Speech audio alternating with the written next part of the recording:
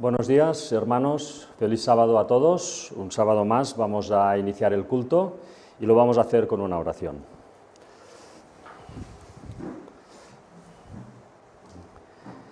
Padre nuestro, que estás en los cielos, Señor, nos dirigimos a ti un sábado más para pedir tus bendiciones, para que nos ayudes en este camino en el que tú nos has puesto, para que podamos transformarnos plenamente gracias a tu Espíritu Santo y también podamos ser de ayuda para todos aquellos que todavía no han recibido la luz y necesitan y están buscando la verdad. Padre, te pido por favor que me ayudes y me acompañes en este culto para que todo lo que se presente pues sea conforme a tu palabra. Ayúdame a no cometer errores en la exposición, a no equivocarme en las palabras y que todo pues salga según tu conformidad. Y perdónanos a todos nuestros pecados, Señor, que en el nombre de Jesús te lo pedimos todo. Amén. Bueno, pues feliz sábado, hermanos, a todos. Hoy vamos a continuar con este tema de todas las fechas de la Biblia que presenté pues, en el culto anterior. En el culto anterior pues, estuvimos haciendo un repaso de las fechas que salen en la Biblia, que de forma literal o deduciéndolas, pues podían incorporarse en este esquema que iremos ampliando a medida que vayamos avanzando a través de la historia bíblica. Creo que es de utilidad para que todos podamos irnos ubicándonos a veces en los tiempos, en las fechas, porque el relato biblio, si lo puedes enmarcar en hechos históricos, pues siempre es más enriquecedor, ¿no? Estuvimos presentando, por tanto, el culto pasado este listado de fechas que iba pues, desde la creación de la tierra por Dios hasta el diluvio, en el cual la tierra fue anegada por las aguas. Hoy, si os parece bien, pues continuaremos avanzando en la historia, tal como se relata en la Biblia, y iremos incorporando fechas a este esquema, de forma que, bueno, podamos ir pues teniendo más información al respecto, ¿no? Intentaremos llegar, creo que lo conseguiremos, hasta la entrada de Abraham en Egipto e intentaremos también, con todos los datos que tenemos a nivel bíblico y a nivel también de historia, de la historia oficial, digamos, del mundo, intentar pues ubicar qué faraón pudo ser el que dio la bienvenida a Abraham y a Sara y que tuvo luego ese problema con la esposa de Abraham. En todo caso, nosotros haremos un repaso, por tanto, hasta llegar a esa situación de Abraham en Egipto, y lo haremos desde la salida del arca.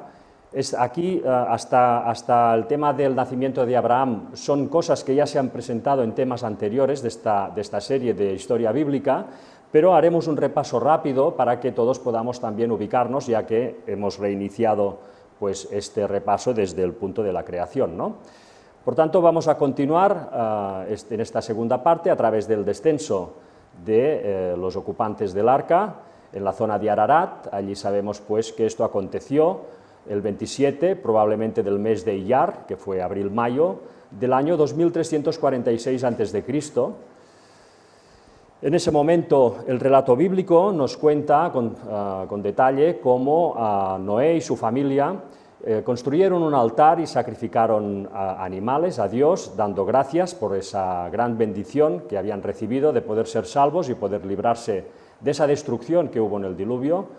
Y Dios, evidentemente, satisfecho por esta fidelidad que demostraban, pues no pudo más que reafirmar el pacto que ya había hecho con Adán, ahora en la persona de Noé y su familia. Estas escenas dieron continuación pues, con la familia de Noé, que como sabemos pues, estuvo unos años instalada en los alrededores de los montes de Ararat. Allí pues reiniciaron sus labores, tenían que ganarse la vida, ellos probablemente eran pastores, también cultivaban, y todo esto lo hicieron los primeros años en la zona de Ararat. Allí Noé y sus descendientes pues estuvieron viviendo muchos años, luego veremos aproximadamente cuántos, ¿no?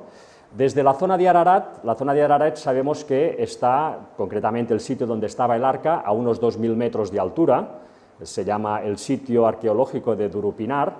Luego, si nos fijamos en el relato bíblico que viene a continuación, donde se nos cuenta que Noé tuvo esas escenas de embriagadez, él además cultivaba vid, y si sabemos la altura en que se cultivaba la vid puede cultivarse a un máximo de 780 metros respecto al nivel del mar, pues ya nos damos cuenta que todas esas personas que descendieron del arca y luego la descendencia que tuvieron, pues poco a poco fueron bajando y ocupando nuevas zonas, siempre alrededor del monte Ararat. Allí la humanidad estuvo viviendo y prosperando en todas esas zonas durante aproximadamente unos 100 años.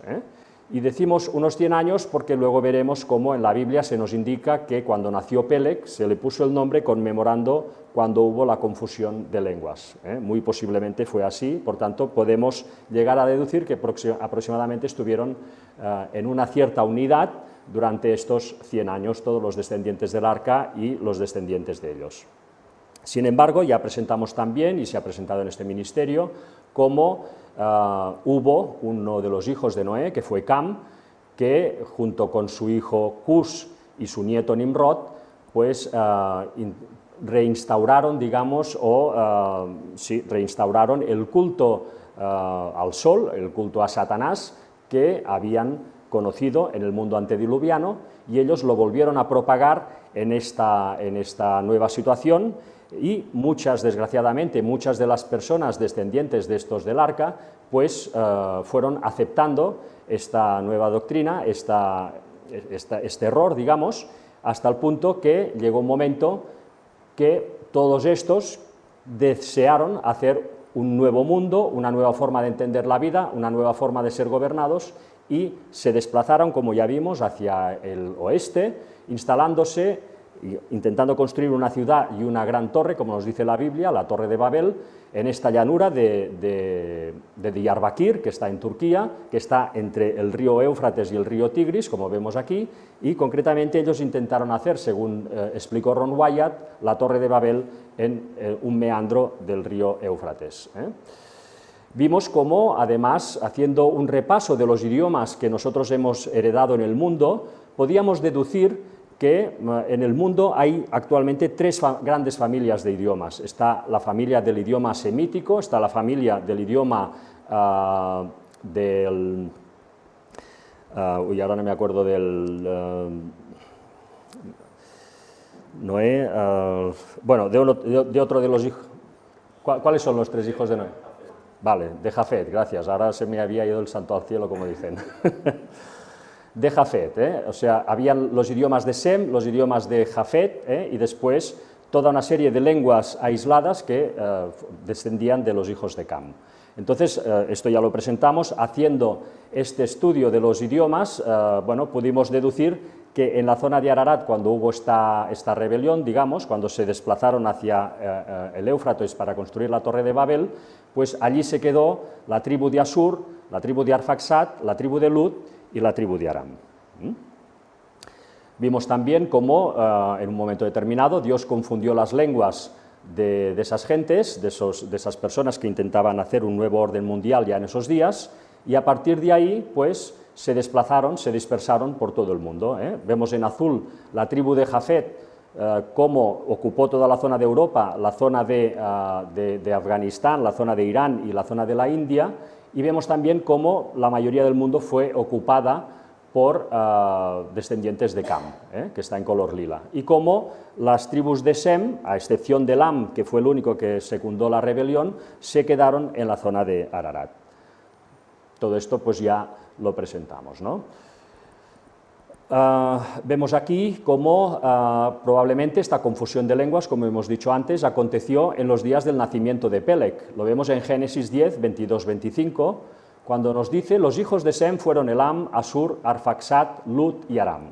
Y los hijos de Aram, Uz, Hul, Geter y Mas.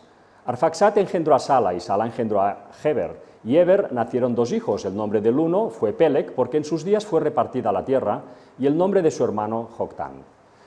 Bueno, muchos dicen que esto hacía referencia, a Peleg se le puso este nombre en relación a que en sus días del nacimiento de Peleg pues fueron confundidas las lenguas de la tierra. Peleg significa, como vemos aquí, arroyo, corriente o río, y viene de una raíz que es palak o palak, que significa confundir, dividir y repartir.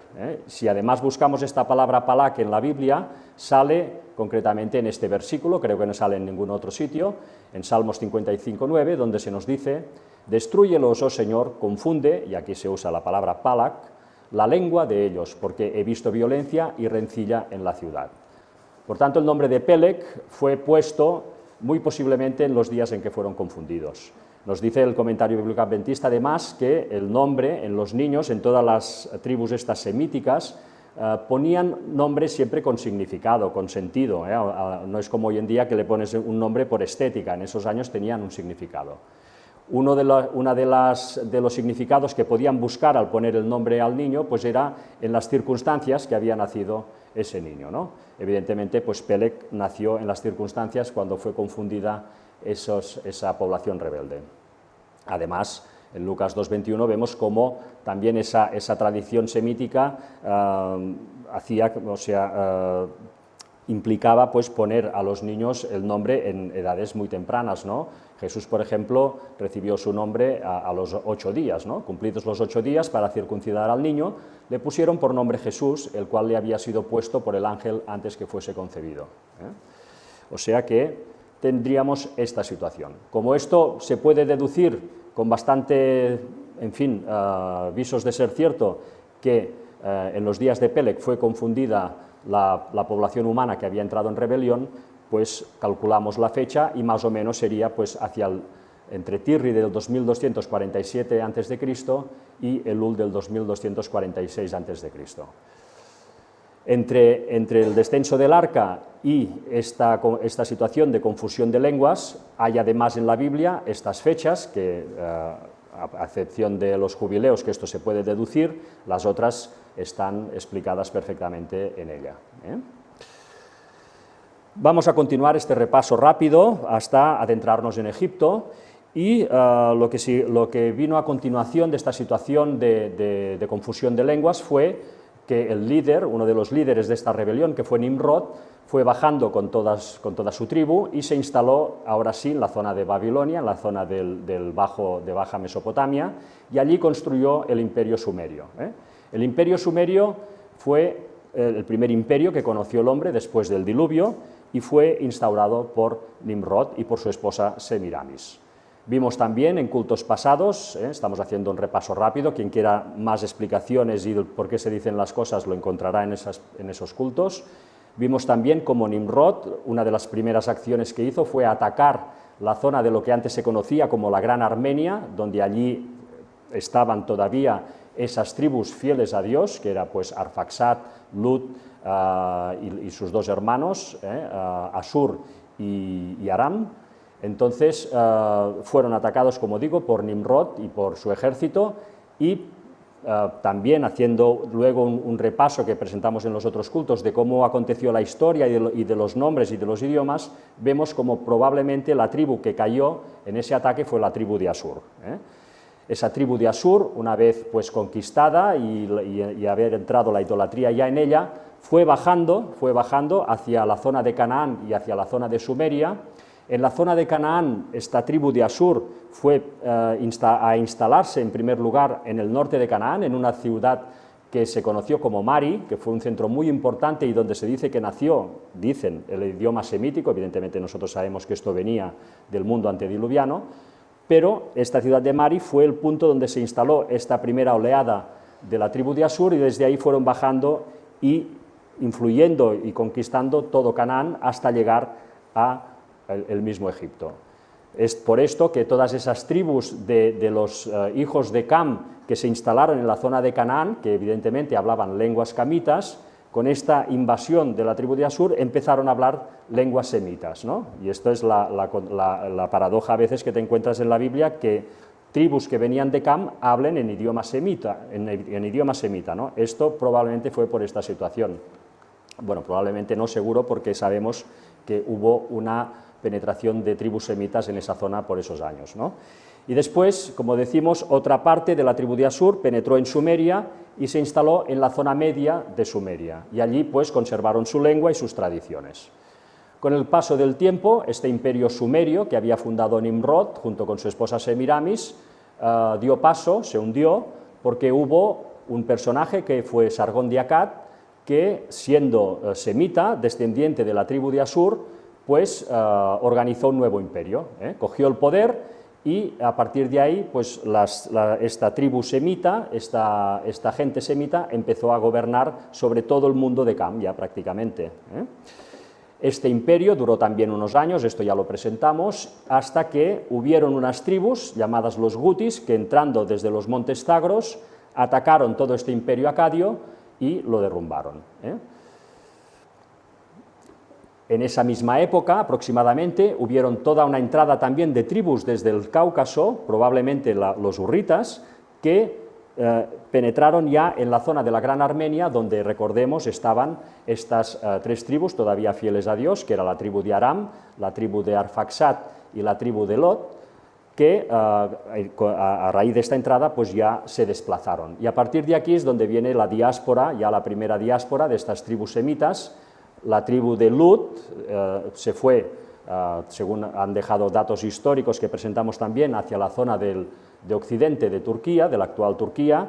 La tribu de Aram se instalaron en lo que fue los cursos altos del Tigris y del Éufrates, sobre todo del Éufrates, y en la zona de lo que hoy en día es Siria, y la tribu de Arfaxad pues en todas estas zonas que se presentan aquí en naranja.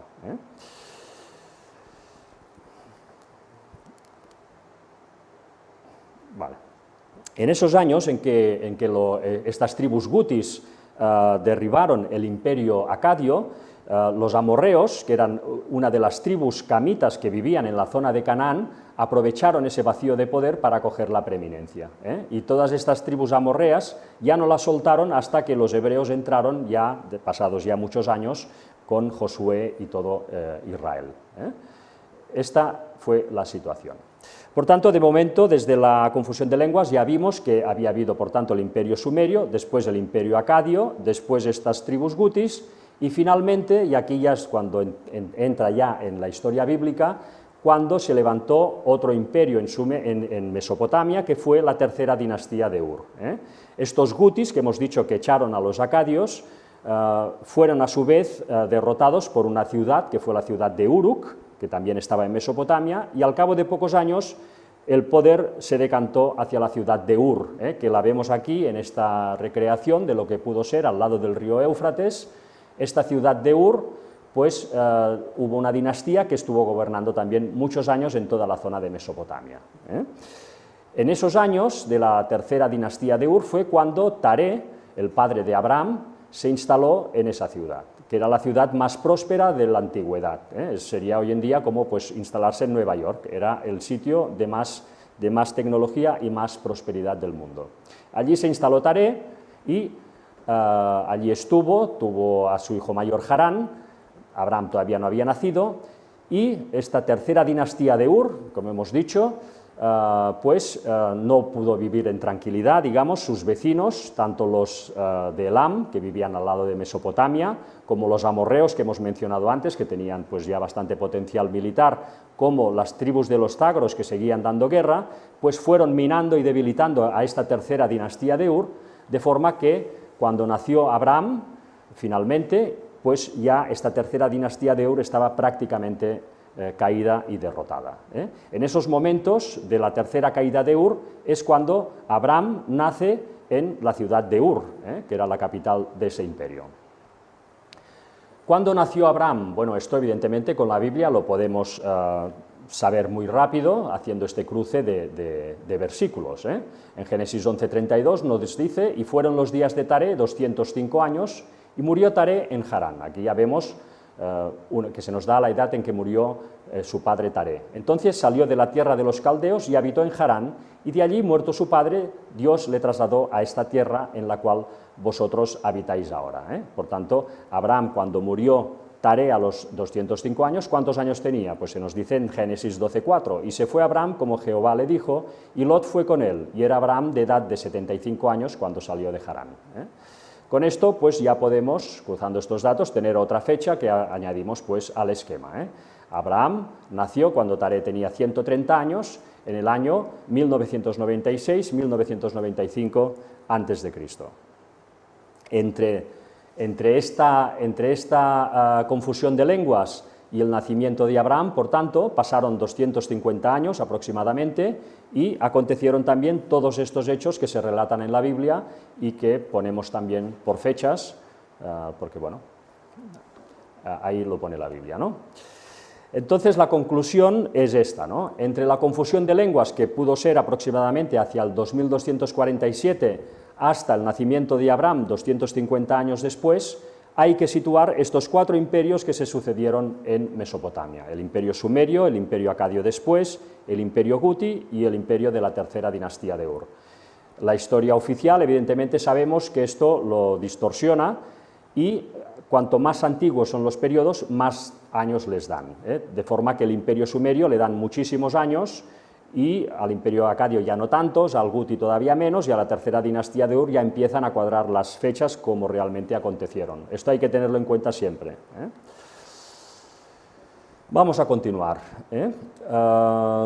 La siguiente fecha que podemos deducir de la Biblia y podemos incorporar al esquema es la edad de Sara. Sara se nos dice en la Biblia que tenía 10 años menos que su marido. Vemos que nos dice: entonces Abraham se postró sobre su rostro y se rió y dijo en su corazón: a hombre de 100 años ha de nacer hijo, y Sara, ya de 90, ha de concebir. Por tanto, en Génesis 17:17 vemos cómo Sara tenía 10 años menos y, bueno, haciendo un simple cálculo, sabiendo la fecha en que nació Abraham, pues ya podemos poner la fecha en que nació Sara, cuando Taré tenía 140 años. Recordemos que Sara era medio hermana de Abraham, era hija del mismo padre, pero de distinta madre. Sabemos también que una vez pues nació Abraham y Sara, aproximadamente por esos años, no sabemos si un poco antes o un poco después, murió el hijo mayor de Taré, el hermano mayor de Abraham, que se llamaba Harán, y que murió en la tierra de Ur. No se nos dice ni cómo murió ni cuándo fue eso, ¿no? Pero evidentemente tuvo que ser no muy lejano a esos años. Sigamos avanzando en la historia de Mesopotamia. Todo esto ya lo presentamos, insisto, quien quiera más detalles que lo busque en cultos pasados. El siguiente poder que se levantó en Mesopotamia, hablamos tanto de Mesopotamia porque en esos años implicaba pues directamente al pueblo de Dios, porque el pueblo de Dios era Abraham y su familia y vivían allí, pues como decimos, cuando cayó la tercera dinastía de Ur, entonces ¿quién tuvo el poder? Pues fue una ciudad también mesopotámica que se llamaba Isin. Esa ciudad que está en Mesopotamia, que estaba en Mesopotamia, el rey que había allí consiguió aglutinar a todas las otras ciudades y a partir de ahí empezó a gobernar. En esos años, por tanto, la ciudad de Isin dio una cierta estabilidad. En esos años Abraham y su familia pues vivían en Ur de los Caldeos todavía.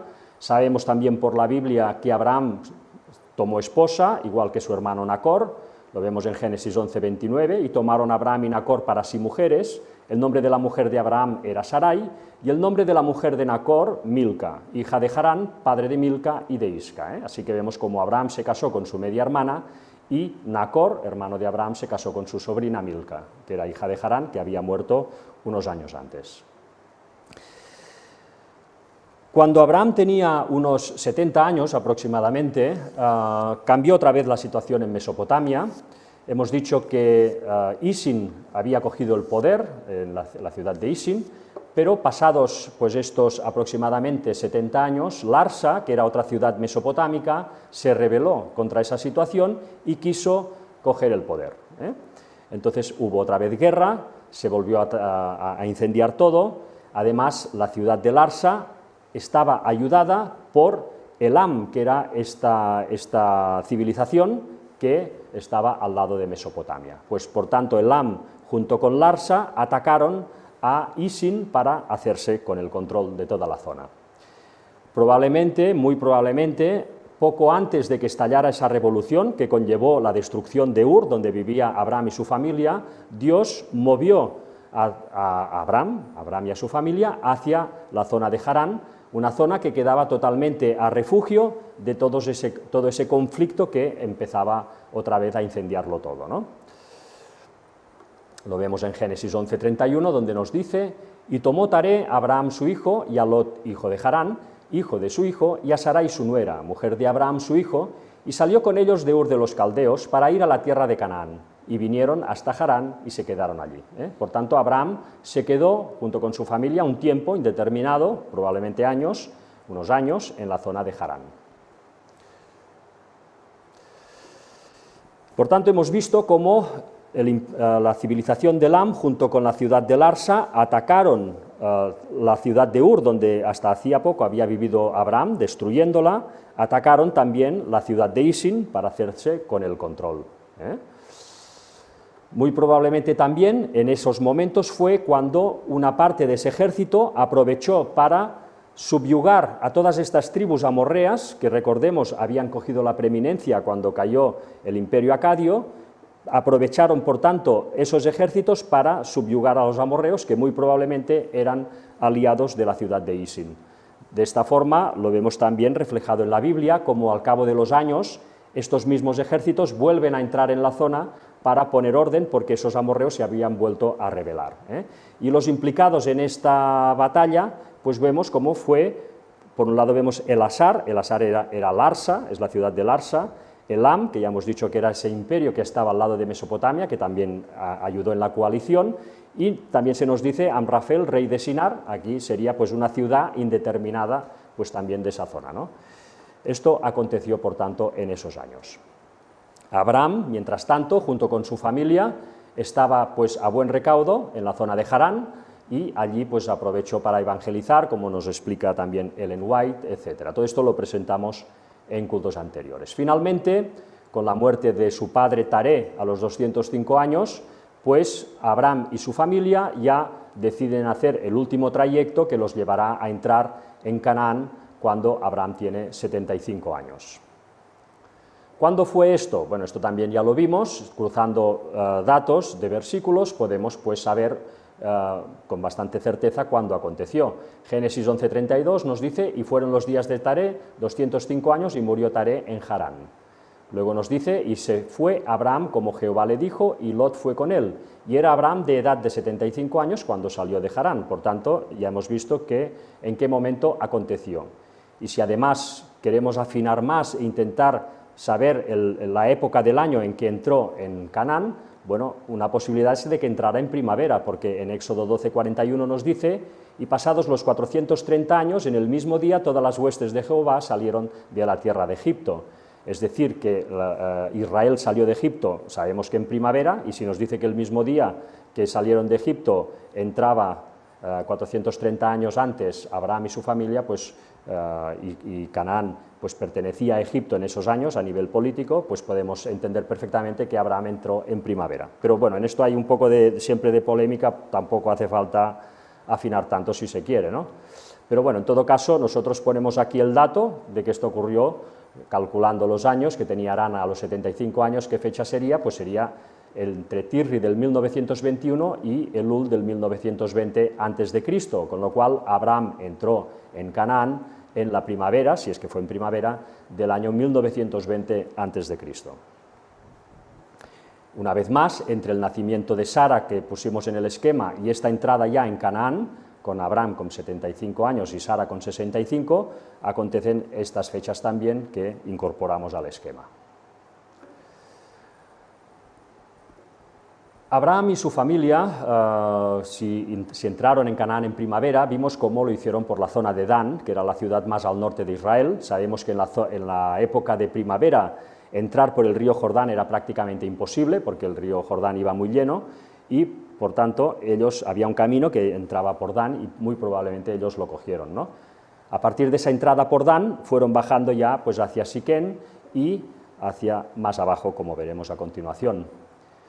Esto es la ciudad de Siquén, que fue el primer sitio donde ellos se pararon después de entrar en Canaán. Allí Abraham y su familia construyeron un altar.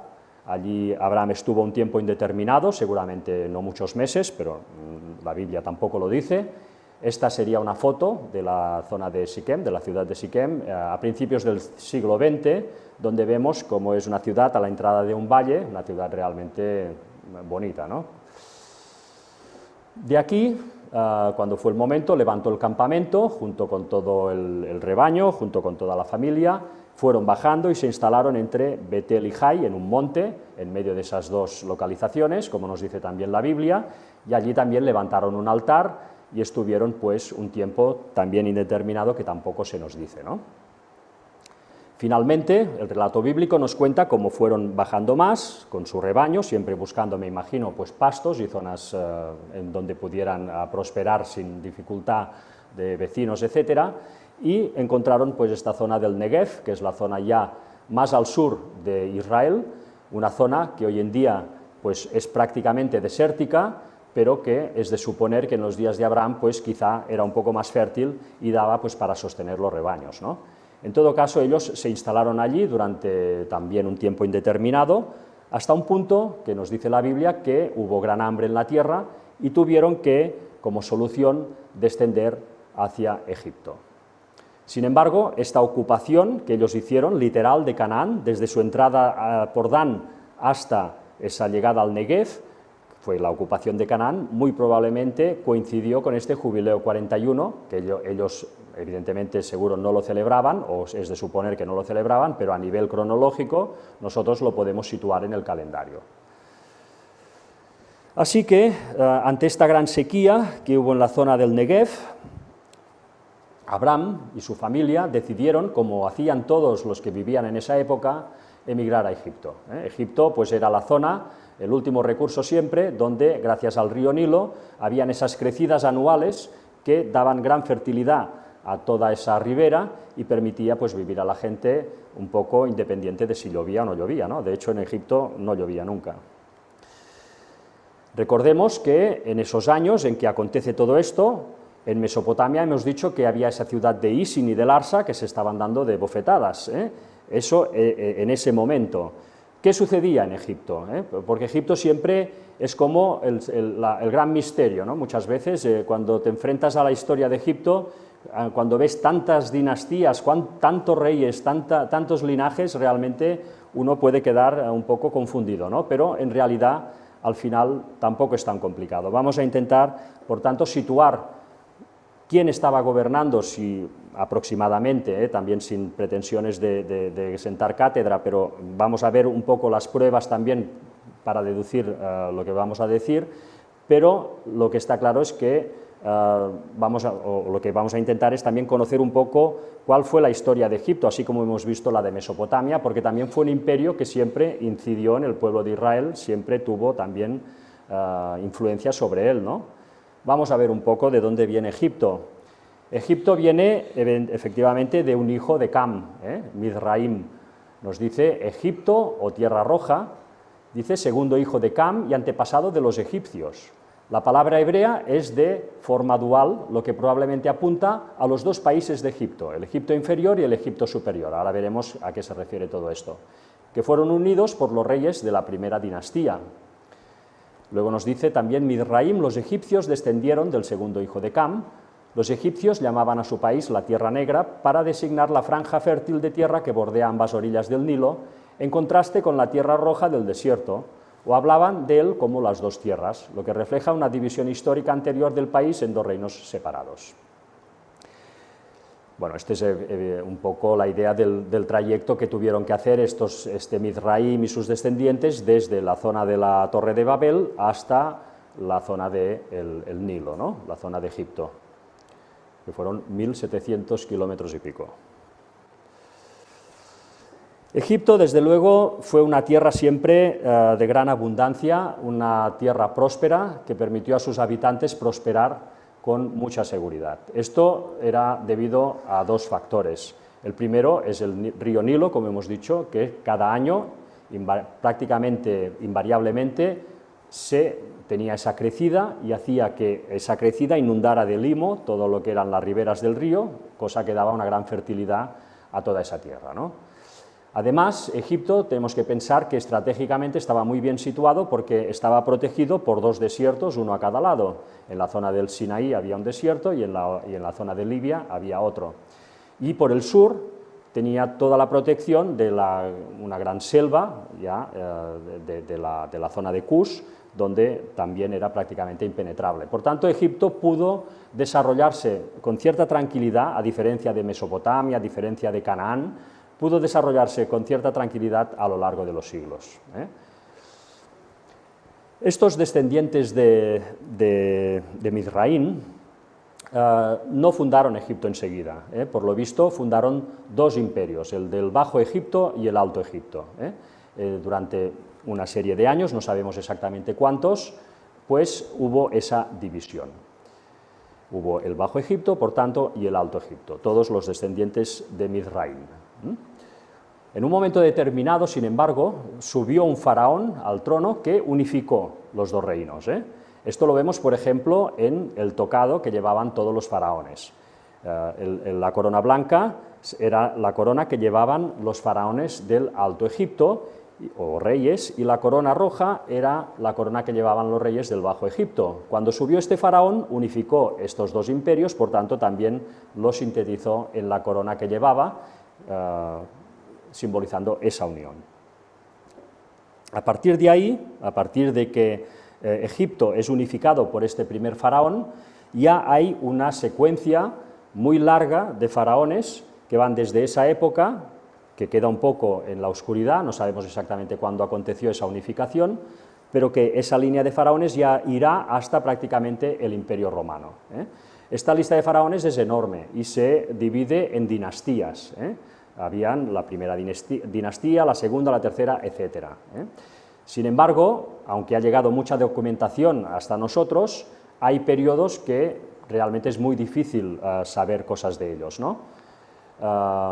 Sin embargo, bueno, pues además no fue una continuidad exacta a lo largo de todos los siglos, sino que hubieron periodos intermedios donde dinastías extranjeras pusieron sus propios reyes y se dividió el poder, luego se volvió a reunificar, luego se volvió a dividir, es decir, que fue una historia muy, en este sentido, no monótona, sino que fue bastante también accidentada, ¿no? Fueron muchos siglos de historia de Egipto. La historia oficial nos hace este cuadro, ¿no? Este es un cuadro que evidentemente nos da unos años, nos pone todas las dinastías, nos dice los periodos, todo está muy bien ordenado. Sin embargo, este tipo de cronologías hay que cogerlas siempre con pinzas, porque la misma Wikipedia, por ejemplo, nos explica el porqué, ¿no? Nos dice lo siguiente respecto a la dificultad a veces de situar la cronología correcta del imperio de la nación de Egipto, ¿no? Nos dice, la columna vertebral de la cronología egipcia son los años de reinado registrados en las listas de reyes del Antiguo Egipto.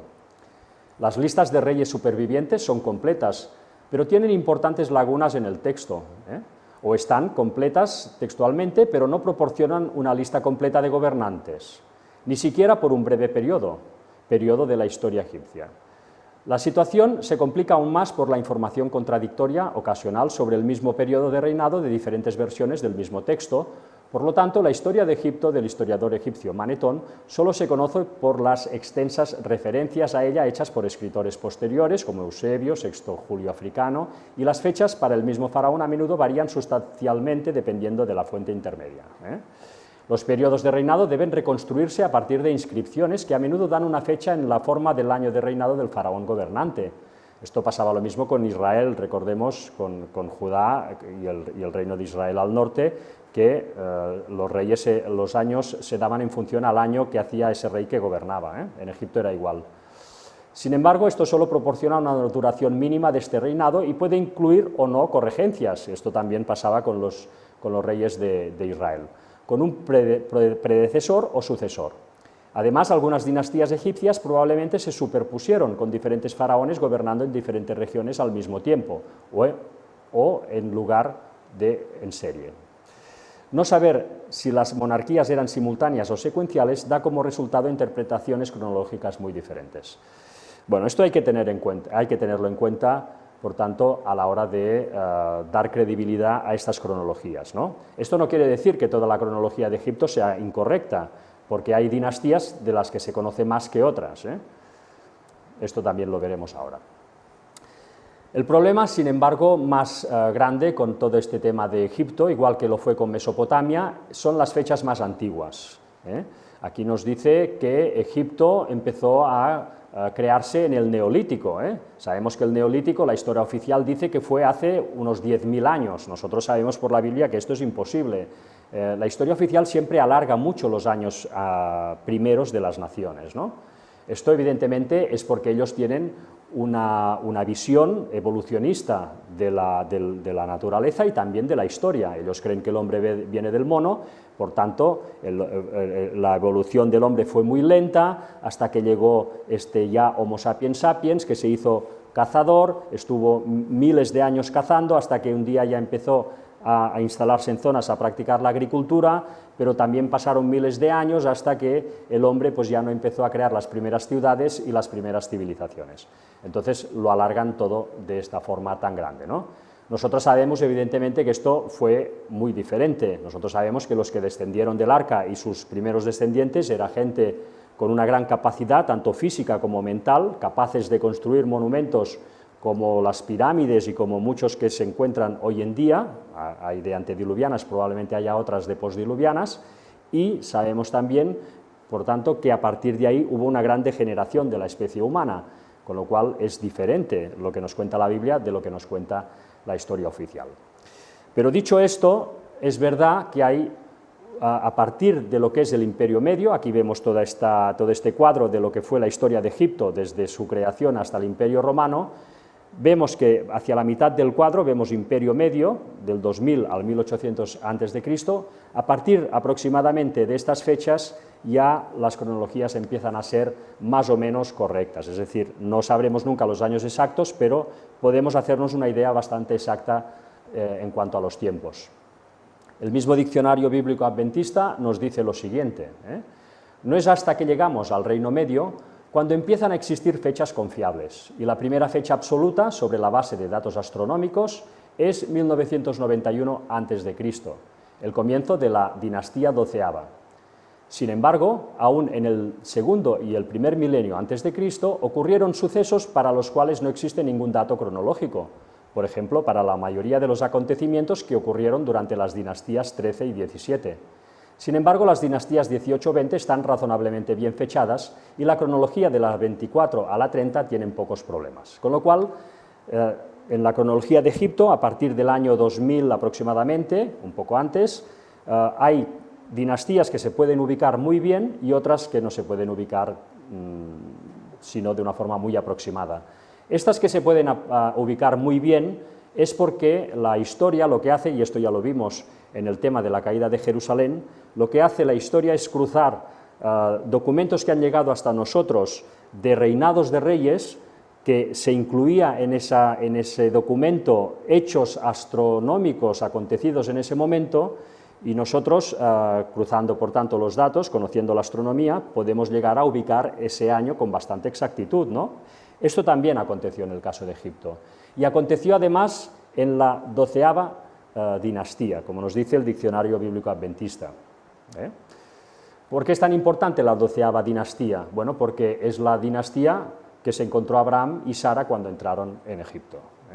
Por tanto, vamos a ver cómo Dios también ha permitido, yo creo, luz a la hora de ubicar las fechas de esta dinastía 12ª para que podamos también encajarla con la Biblia. Estos sincronismos astronómicos, por tanto, nos permiten poner fechas a acontecimientos de la historia que no son bíblicos, pero que son históricos y, por tanto, acontecieron en algún momento, y gracias a la astronomía, cuando se ha llegado este dato hasta nosotros, podemos ubicarlos. Ahora, bueno, aquí tendréis que poner un poco de atención y ya iremos terminando, pero evidentemente os intentaré explicar de una forma sencilla cómo hacen los historiadores de Egipto para ubicar esas fechas que han llegado hasta nosotros de Egipto, ¿no? En primer lugar, decir que los egipcios estaban siempre muy pendientes de las estrellas del cielo y principalmente de la estrella Sirio, la estrella Sirio que estaba o está situada a la izquierda abajo de la constelación de Orión. Esta estrella Sirio estaba presente en el cielo de Egipto todo el año, pero durante 70 días cada año desaparecía del cielo. La estrella Sirio durante 70 días había un día que se ocultaba por el horizonte y ya no volvía a aparecer hasta 70 días después de su desaparición. Cuando volvía a aparecer por el horizonte, esto marcaba el inicio del Año Nuevo egipcio. Esto acontecía en nuestro calendario cada 20 de julio, o sea, cada 20 de julio la estrella de Sirio salía, y sigue saliendo evidentemente, por el horizonte de Egipto. Cuando los egipcios veían esto, empezaba su año. Fijémonos, por tanto, que la estrella de Sirio hacía un ciclo que era el mismo que el Sol. ¿El Sol cuánto tarda el ciclo solar? 365 días y un poquito. Pues la estrella de Sirio igual. La estrella de Sirio tenía un ciclo anual de 365 días y un poquito, igual que el Sol. Entonces, para ellos era un dato muy importante. Aquí lo vemos, el Sol, pues su ciclo solar son 365 días y un cuarto de día, y la estrella Sirio tenía un ciclo también anual de 365 y un cuarto de día. Además, la estrella Sirio para los egipcios era muy importante porque coincidía su salida por el horizonte cada 20 de julio con más o menos la época en que el río Nilo se inundaba. Con lo cual, evidentemente, para ellos era un evento muy esperado, ¿no? Por esto, ellos relacionaron ya desde buen principio la estrella Sirio con la diosa Isis, porque la diosa Isis para ellos era la que traía la fertilidad al mundo. De la misma forma, la estrella Sirio es la que traía esa fertilidad al coincidir con la inundación del Nilo. Así que, cuando salía la estrella Sirio por el horizonte después de 70 días de haber estado oculta, y marcaba el inicio del calendario egipcio, marcaba el año nuevo. Bueno, hasta aquí creo que está claro. Sin embargo, los egipcios tenían un calendario de 365 días exactos. Tenían 12 meses, había el primero de Akhet, el segundo de Akhet, el tercero de Akhet, etc. El primero de Peret, así hasta el cuarto de Shemu. Tenía 12 meses de 30 días. Y luego tenía 5 días extras. Esto hace que el calendario de Egipto tuviera 365 días exactos de calendario. ¿Qué sucede? Claro, si tú tienes un evento astronómico que te marca siempre el principio del año, que es esta salida de la estrella Sirio en el 20 de julio de nuestro calendario, pero luego tienes un calendario de 365 días y no lo compensas con un año bisiesto como hacemos nosotros cada 4 años añadimos un día al calendario. ¿Por qué? Porque como el año solar son 365 días y cuarto, pues cada 4 años, para compensar eso, tienes que añadir un día al calendario. Si no, el calendario se iría descuadrando. Si nosotros no añadiéramos este año bisiesto a nuestro calendario, por ejemplo, el 1 de enero, ¿no?, nuestro, que sabemos, pues, o para ponerlo más fácil, el 20 de diciembre, que es cuando hay el equinoccio de invierno, pues si nosotros no compensáramos eso, el calendario se iría desplazando, de forma que el equinoccio de invierno ya no acontecería el 20 de diciembre, sino que ya al cabo de los años podría acontecer en pleno agosto, en el mes de agosto del calendario. Hay que compensar eso. Como los egipcios no lo hacían, se les iba descuadrando el calendario. Esto, que parece una tontería, pero al final sirve, como veremos ahora, para ubicar cronologías, ¿no? Vemos aquí, pongo un ejemplo, ¿no? Por ejemplo, el año 1 salió Sirio el 20 de julio de nuestro calendario. Habían, por tanto, 0 días de desfase, porque ellos pusieron que esa salida de Sirio, ese primer año, aconteció el día 1 del primer mes egipcio. Pero si tú no compensas ese año bisiesto cada 4 años, ¿qué acontece? Que el calendario se va descuadrando, de forma que el año 120, por ejemplo, Sirio sigue saliendo el 20 de julio, pero ya ha habido un descuadre de 30 días de desfase, con lo cual Sirio en el año 120, en el calendario egipcio, salió el día 1 del segundo mes. ¿Vale? Hay ese descuadre entre lo que es el dato astronómico y el calendario egipcio. Aquí nos lo explica un poco, pero bueno, lo pone aquí al final, dice: como el calendario civil egipcio no contó con el cuarto de día que tiene en exceso el año solar astronómico, cada 4 años perdía un día, por lo cual se convirtió en un calendario errante, donde los acontecimientos periódicos astronómicamente fijos vagaban por los meses del calendario. La reforma de Canopus trató de solucionar este hecho, pero la oposición del clero de las diferentes regiones hizo fracasar dicha reforma. Bueno, vemos cómo, por tanto, esto que os he explicado era así, ¿no? Bueno, entonces vamos al siguiente hecho para entender cómo ubican la cronología. Si hemos dicho que el año 1 Sirio salía el 20 de julio y coincidía con el día 1 del primer mes, si tú vas dejando que el calendario se vaya descuadrando, llegará un punto que volverá a coincidir, ¿no? Dará la vuelta y volverá a coincidir que Sirio sale pues, el día 1 del primer mes egipcio. Este ciclo, hasta que vuelve a coincidir, es de 1460 años. ¿Vale? O sea, el calendario egipcio se va descuadrando y tarda 1460 años hasta volver a cuadrar.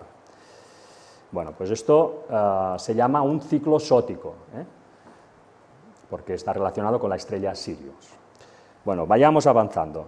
Vamos a otro dato importante. Un historiador que se llamaba Censorius, romano, un historiador romano del siglo III, dejó registrado, y además hay otras fuentes, que el año 139 después de Cristo, la salida de Sirio coincidió con el primer día del primer mes egipcio.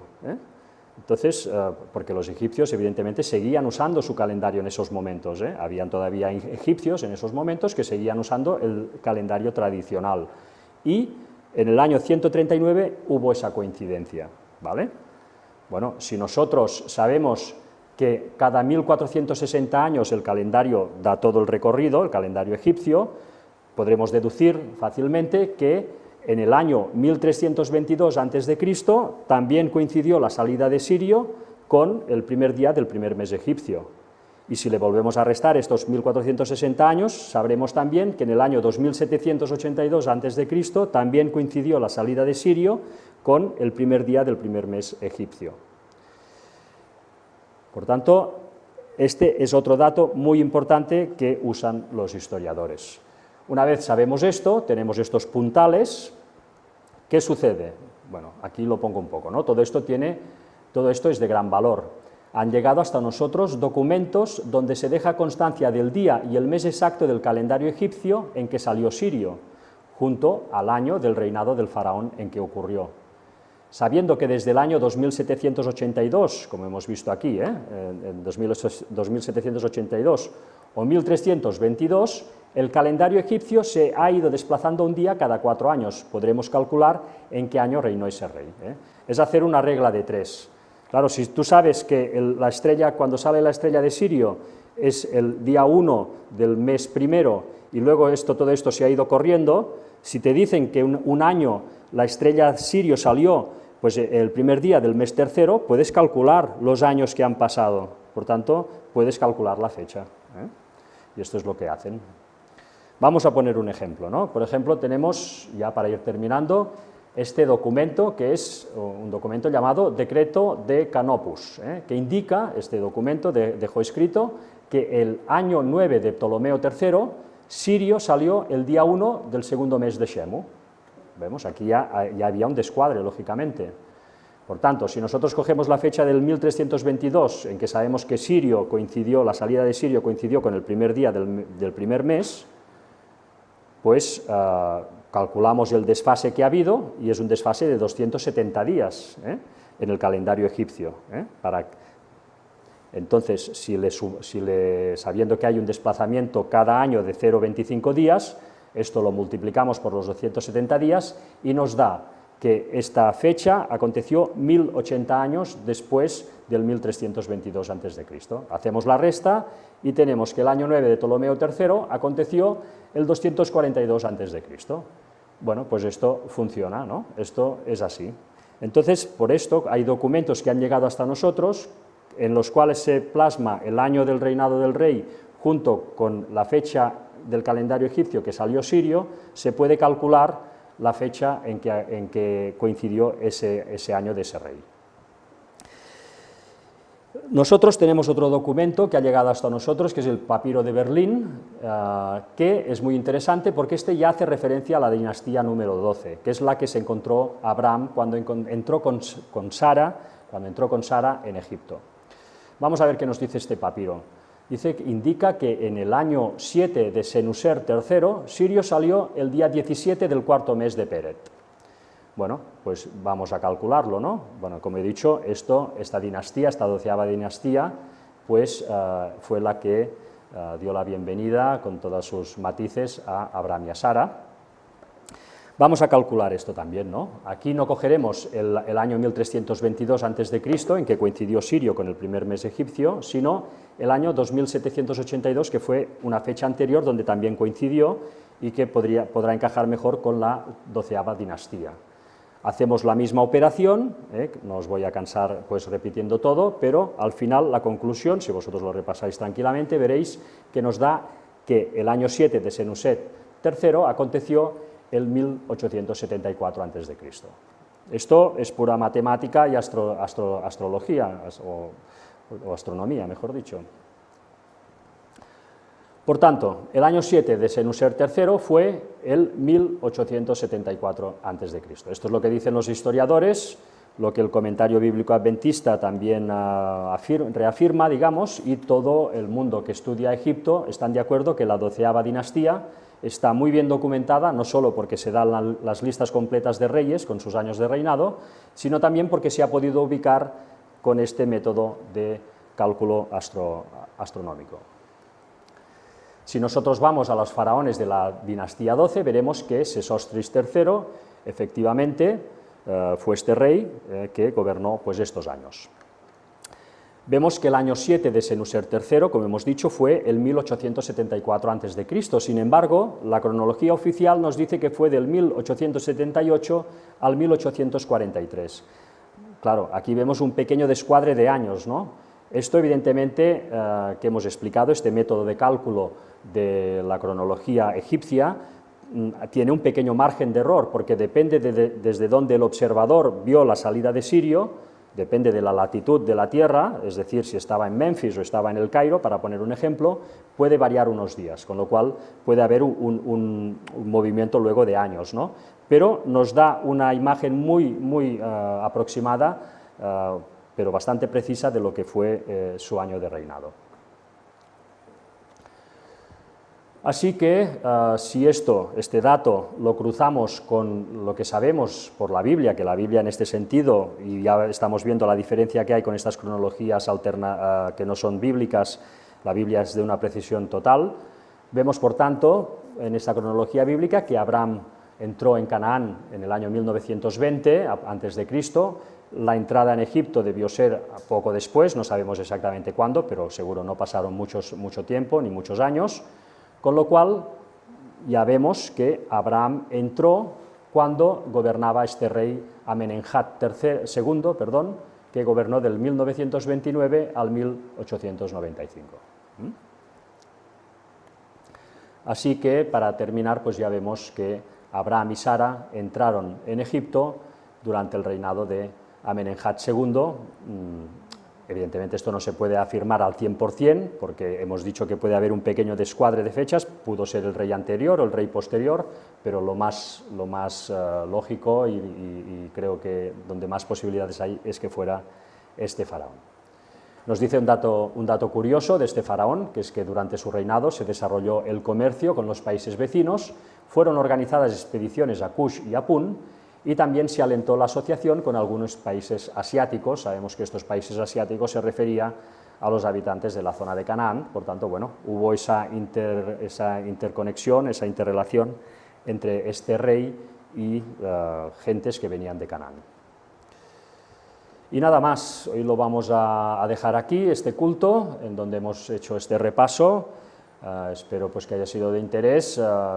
Es un tema que parece a veces complicado, en realidad si lo miras con tranquilidad y con calma se entiende enseguida, pero bueno, claro, aquí así explicado rápido a veces te pierdes, ¿no? Pero bueno, aquí queda registrado y vamos a dejar pues este culto en estas escenas en donde Abraham y Sara pues estaban en Egipto refugiándose del hambre que había en toda la tierra, y en el próximo culto, si Dios quiere, pues seguiremos avanzando por la Biblia.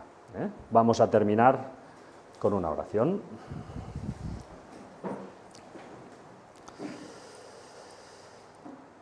Padre nuestro, que estás en los cielos, te damos las gracias, Señor, por todo lo que haces por nosotros. Sin ti realmente no somos nada, tú eres el que nos das la vida, nos mantienes, nos sostienes, nos vas perfeccionando espiritualmente, nos vas ayudando a dejar atrás todo el viejo hombre y vas poniendo en nosotros todo lo que deberíamos haber sido ya desde los días de Adán, en que todo se torció. Padre, perdónanos todos nuestros pecados, todas nuestras culpas, ayúdanos a pasar esta semana en conformidad contigo, ayudando a todo aquel que pueda recibir la luz y ayudándonos también a nosotros para que podamos estar en lo correcto en todo momento y, si no, pues pedir enseguida perdón y perdónanos igualmente todos los pecados, que en el nombre de Jesús te lo decimos todo, te lo pedimos todo. Amén.